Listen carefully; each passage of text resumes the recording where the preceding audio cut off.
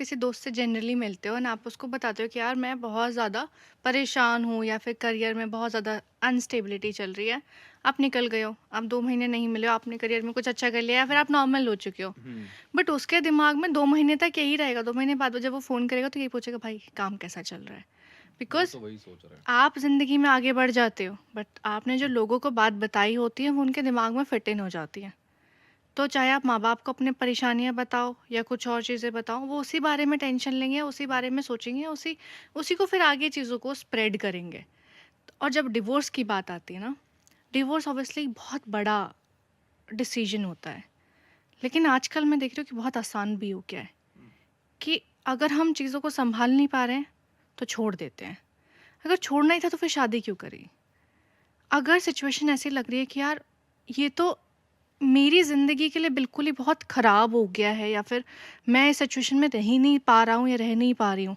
इधर वॉयलेंस है, अब्यूज़ है, मेंटल हैरेसमेंट है, then choose to get separated.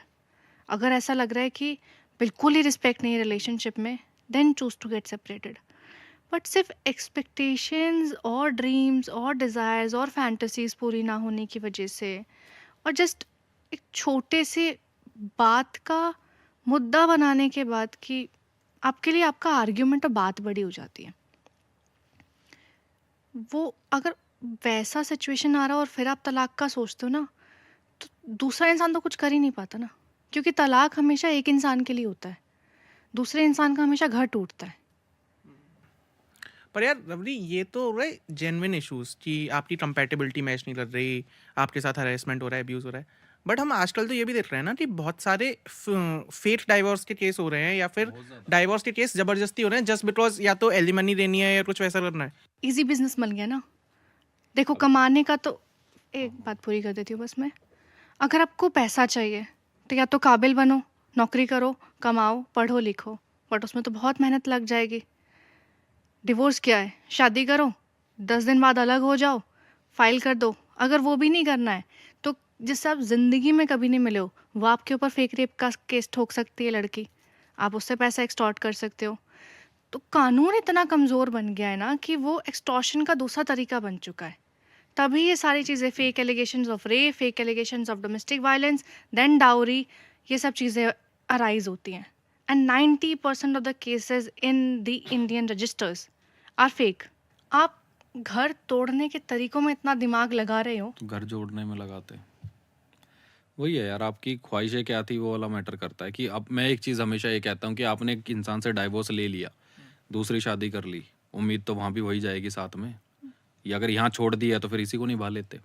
कुछ तो है जो खल रहा है आपको अंदर, इधर जो जो साथ में लेके चल रहे हो। उम्मीद पे रिश्ता नहीं चलता है, ख्वाहिशों पे रिश्ता नहीं चलता है, ख्याल पे रिश्ता चलता है। अपने दूसरे आस-पास के लोगों से अपने आपस में ख्याल मिल जिस दिन मिल जाते हैं वो रिश्ता चल जाता है। हर ख्वाहिशें पूरी आदमी नहीं कर सकता है। And same goes for the lady as well कि एक लड़की भी वही उतनी वाली चीज़ ख्वाहिशें है। पूरी नहीं कर दूसरी जब हम सकती। शक की बात कर रहे थे, मैं हमेशा एक चीज़ कहता हूँ कि हर आदमी घर से बाहर निकल रहा है कमाने के लिए, तो हर आदमी शक की निगाहों में है। लेकिन कितनी शक की निगाहों में है, वो औरत के ऊपर डिपेंड करता है। औरतें भी आजकल काम के लिए बाहर जा रही है ना, आदमी भी शक की निगाहों में लेके चल रहे हैं। कितना रखना है वो आदमी के ऊपर है। इस तरीके से दुनिया खत्म ही हो जाएगी, फिर बचेगा ही क्या? बेटा बाप पे शक कर रहा है, वो क्राइम पेट्रोल वाला हाल हो गया है ना? बेटा बाप पे ही शक कर रहा है। तो शक करने से कुछ होगा नहीं। अगर आपको आपके पार्टनर के बारे में पता है, वो कैसी है, वो कैसा है, तो मैं एक एग्ज़ाम्पल हर किसी को देता हूँ, थर्ड पर्सन आके आपके कितने भी कान भर ले, उसकी हिम्मत इसलिए है क्योंकि उसे पता है ये सुनने को तैयार है। हम दोनों के बीच में थर्ड पर्सन कभी भी इसलिए नहीं आ सकता, उन्हें पता है कि एक गलत बात बोली और कान के नीचे चिड़िया बन जाएगी 2 सेकंड में। सिंपल सा फंडा है। अपना रिश्ता इतना मजबूत रखो ना कि तीसरा आदमी आके कान भर ही ना पाए। एग्जैक्टली। थर्ड पर्सन कभी भी किसी रिश्ते के बीच में आएगा, रिश्ता टूटेगा, चाहे वो रिश्तेदारी क्यों ना हो। दो दोस्ती दो तीसरे दोस्त की वजह से हो जाती है ना खराब। हम लोग जो है ना, हर किसी के सामने अच्छे बनने में लगे हुए हैं। आप एक रेंट के घर में गए, मेरे सोसाइटी में इज्जत हो जाए, बगल वाला जानने लगे, ये क्यों क्यों जानने लगे, क्या कर लोगे जान के? हमेशा अपने लिए जियो, अपने परिवार के लिए जियो, अपने माँ बाप के लिए जियो। सोसाइटी से उम्मीद लगाओगे, फिर सोसाइटी आपसे उम्मीद लगाएगी, और फिर उस उम्मीद पे नहीं खरे उतरे तो फिर डंडा लेके चौखट पे खड़ी होगी। हम लोग अपने लिए जीना भूल चुके हैं, चाहे कपल हो, चाहे माँ बाप हो। कोई भी, सबको ये है कि समाज खुश रहना चाहिए, समाज के 4 लोग खुश रहने चाहिए। ठीक है, उन्हें खुश कर लो, उसके बाद क्या? जिस दिन आदमी मरता है उस दिन जब आते हैं ना घर पे रोने के लिए लोग, तो यही कहते हैं कि चीनी कम डालना, मुझे डायबिटीज है। वही वाली चीज है, सबकी अपनी ख्वाहिशें हो रही है ना पूरी, तो वही वाली चीज है। क्या फर्क पड़ने वाला है? अपने लिए जियो, खुश रहो। शादी हो गई है, खुश रहो। डाइवोर्स हो गया, ठीक है, ले लिया। अब जब जाओ तो घर बसा लेना। एक चीज़ तो है कि आपस में अंडरस्टैंडिंग बहुत है, तो आप तो अगर ये कुछ नहीं कह रहे हैं तब भी आप समझ रहे हो, ये आपको कुछ नहीं कह रहे हैं आप समझ रहे हो, कोई तीसरा आके आपको भिड़ाने की कोशिश कर रहा है तो भी आप समझ रहे हो। बट जब आप आपस में हो तो how important it is to validate दूसरे इंसान के एफर्ट्स। बहुत ज़्यादा। देखो, रिश्ता दोनों तरफ से निभाया जाता है, लेकिन तोड़ा हमेशा एक तरफ से जाता है। आपके दोनों के एफर्ट्स होने चाहिए, एक दूसरे को अप्रिशिएट करने के लिए, एक दूसरे के रिस्पेक्ट करने के लिए, एक दूसरे को वैलिडेट करने के लिए। फॉर एग्जांपल, आज ये तैयार होके निकले हैं, it is my job to say कि यू आर लुकिंग गुड। बहुत छोटी सी बात है, बट वो एक इंसान को कॉन्फिडेंस दे देगी कि yes he is looking good.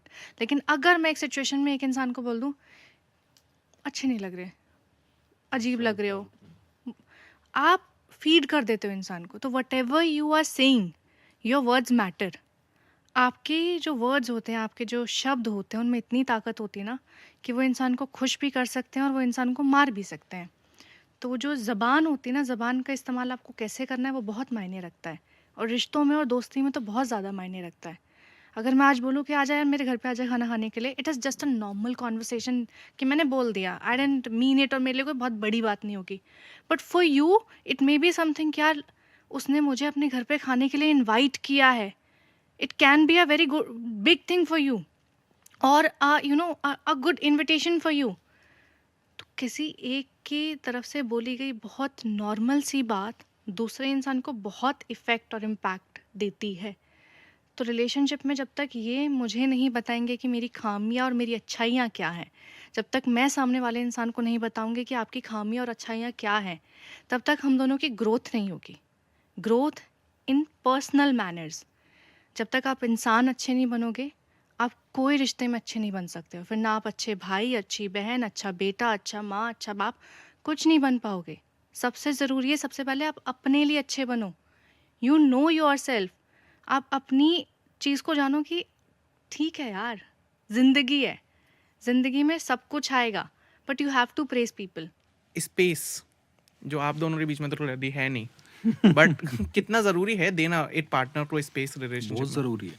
लोगों को ये लगता है कि शादी हो गई है या बॉयफ्रेंड गर्लफ्रेंड है तो हमेशा चिपके रहो, नहीं होता भाई, है ना? वक्त देना बहुत ज़रूरी। कई बार ऐसी सिचुएशन आती है कि मैं किसी काम से या शूटिंग करके या किस होता है सेट पे, कई बार झगड़ालू माहौल हो जाता है, डायरेक्टर ने कुछ कह दिया, मैं चिड़चिड़ा हूँ या मेरा चेहरा उतरा हुआ है, मैं घर में एंटर करता हूँ तो मैं वहाँ का गुस्सा अपनी बीवी पे नहीं उतार सकता, है ना? जो कि डोमेस्टिक वायलेंस में कन्वर्ट हो जाता है आगे जाके।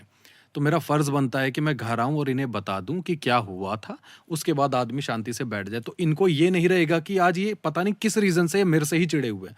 तो कम्युनिकेशन बहुत मैटर करता है उस बीच में। कई बार ऐसा आता है कि मैं किसी बात पे नाराज़ हूँ या इनकी नहीं, किसी और कारण से या कुछ सोशल मीडिया पे देख लिया हो, तो मैं शांत बैठा हूँ, ये एक बार आती है पूछने क्या हुआ? मैं बोलता हूँ कुछ नहीं, बस ऐसे ही। एक बार और आएँगी, क्या हुआ? मैंने बोला कुछ नहीं, ऐसे ही देख लिया था। ठीक है, आराम से बैठो, मैं अंदर बैठी हूँ, कुछ हो तो बता देना, हो गया खत्म। आधे से ज़्यादा रिश्ते इस वजह से भी टूट रहे हैं, कलेश इस वजह से भी पैदा हो जाते हैं घर में। ये कहते हैं कि पता नहीं 24 घंटे मुँह सड़ा के बैठे